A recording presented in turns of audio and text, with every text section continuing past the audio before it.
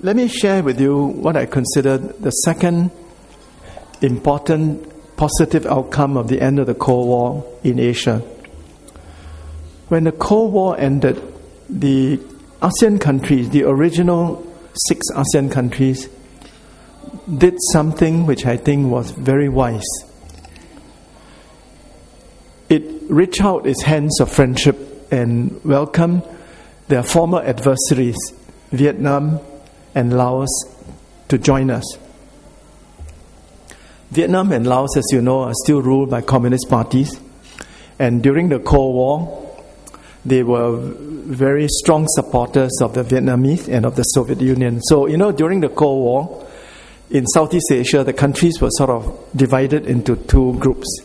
Those aligned with the Soviet Union and Vietnam, and those who were non-communist, the ASEAN countries. When the Cold War ended, the ASEAN countries very wisely decided that we should not be held back by the quarrels of the past, that we should put the quarrels of the past behind us, and we should reach out to welcome Vietnam and Laos and Cambodia into the family. I thought this was a very wise thing to do. And our Vietnamese friend too, decided not to be imprisoned by the past, and accepted our welcome and joined the ASEAN countries in ASEAN. By being a member of ASEAN has given Vietnam a certain degree of protection in its dealings with its big neighbor China.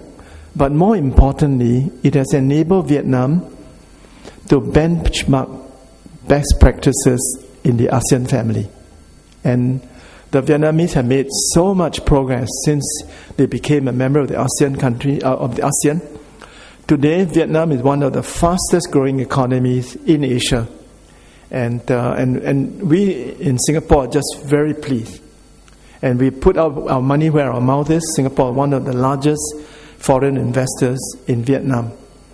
And to Vietnam's great credit, Vietnam has learned to be a very good member of the ASEAN family. Next year, Vietnam will take over from Thailand as the chairman of ASEAN. And Lawrence and I know for a fact that our Vietnamese friends are working very hard to prepare themselves to do a good job as our chairman. So this is my second happy story. The end of the Cold War enabled the Cold War in Southeast Asia to end. And the ASEAN countries were wise to ask Vietnam to join the family. And as a result, Vietnam has been able to pursue its domain and to unleash its potential and become a tiger economy. Third, the end of the Cold War had a major impact on India. During the Cold War, India aligned itself with the Soviet Union. And domestically, India had a centrally planned economy or a mixed economy and appeared to be content and growing at what used to be called the Hindu rate of growth, between 4 and 5%.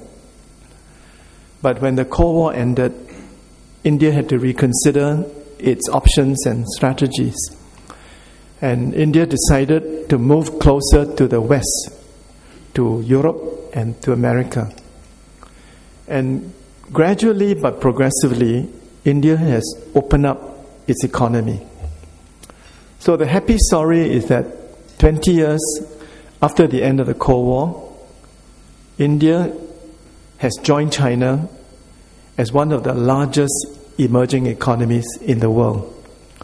And we in ASEAN are very happy that both China and India are rising at the same time, because it gives the region a certain balance.